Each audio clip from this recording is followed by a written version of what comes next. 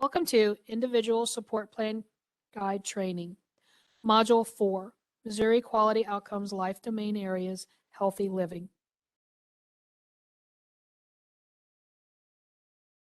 The ISP is a written guide for supports and personal outcomes that will enhance the person's quality of life and keep him or her safe and in optimum health.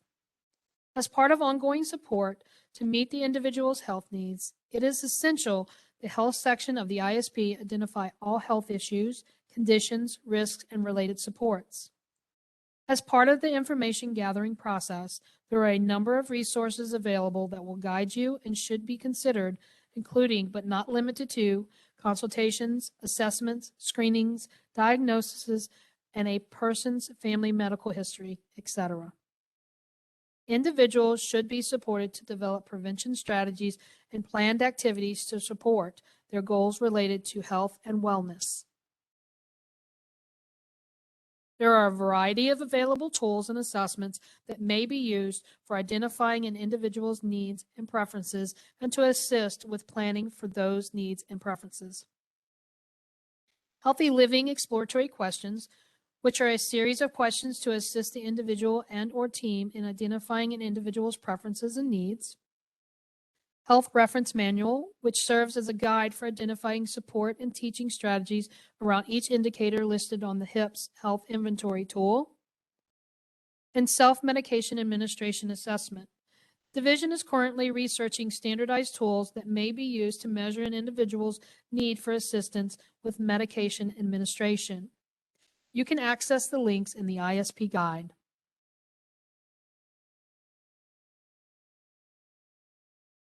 HIPS is a standard planning process utilized for all persons in DMH community-based residential services for the purposes of identifying health risks and conditions that frequently require support and a nursing review to assure there is effective planning and monitoring to reduce risks. The tools that are utilized in this process include a health inventory, a nursing review action plan, and the health reference manual. The health inventory tool can serve as a guide for planning for all persons, not just those in receipt of DMH residential services. All the indicators on the health inventory tool that are applicable to an individual should be included and addressed in the ISP. This section reflects the ISP components that must be considered when planning for a person's health and safety. Health risks may be known or they may be identified through screening processes. Any known or identified risk should be included in the ISP along with prescriptive supports, including information that guides individuals to know how to support an individual's health, what to monitor for, and what interventions to take if needed. An example would be a person who is identified as being at risk for choking. People who support this individual need to know what measures or safeguards to take while supporting this individual. If they have a choking risk, this would be addressed in the ISP. Consider the basic questions of who, what, when, where, why, and how.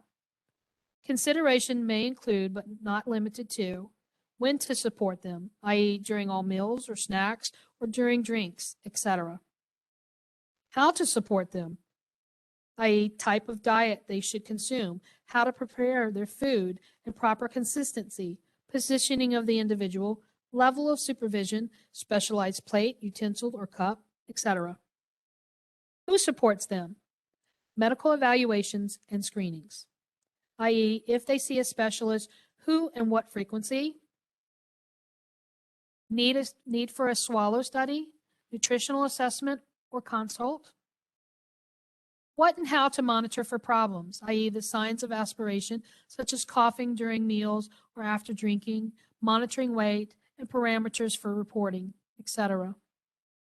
Evaluation recommendations and individuals' preferences, i.e. inclusion of recommendations from related assessments and evaluations, tests, screenings, and the individual's preferences as it relates to supporting them in this area. Supporting an individual's health includes prevention. All recommended prevention measures based on an individual's age, gender, and history should be discussed and included in the plan. This may include various cancer screenings, vaccinations, and testing recommended for all persons of the same age, gender, and known risk factors. ISP health components also require consideration and inclusion of mental health, medications, diagnoses, and family history. Adaptive equipment and its purpose should be identified, as well as any information describing how the individual uses their equipment. Equipment monitoring and maintenance is also important. Is there a company involved in providing maintenance and/or on what schedule? Are staff responsible to do something and on what schedule, etc.? Include any known family medical history that may influence the need for screenings and monitoring. For example, if a person has a strong family history of cancer, this may place them at a higher risk for cancer and may indicate need for cancer monitoring at an earlier age than the general population. When you understand and document an individual's medical history, you help to assure that you and the individual's health care providers provide the most appropriate and effective treatment and support for the individual's illnesses and health conditions so that they maintain the best possible health. All individuals, residential or non-residential, have the right to be informed about their health, to make informed choices about their health, and to be informed of available preventative screenings for persons of similar age and gender. An individual's ISP should also include information about the individual's preferences and choices for health care, including end-of-life planning.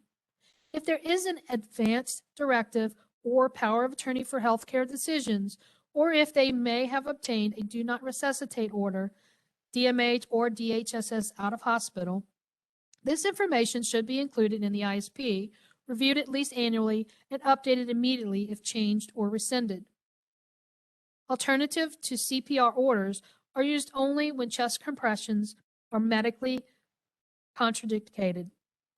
When there is an alternative to CPR order, the physician should specify what action the staff should take in lieu of chest compressions if a person is found without pulse or respiration.